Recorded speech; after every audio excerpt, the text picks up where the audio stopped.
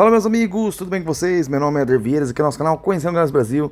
Pessoal, e hoje estou aqui em Santiago do Chile e vou mostrar um pouquinho do Hotel Pullman, onde eu fiquei me hospedado nesses 5 dias de viagem. E foi tudo pago com milhas totalmente gratuito pelo meu irmão Leandro Vieira do canal Cartões de Crédito Total Renda. Pessoal, segue aí a gente, curte aí nossos vídeos, compartilha aí, se inscreva no canal, deixa aquele like, vamos lá comigo!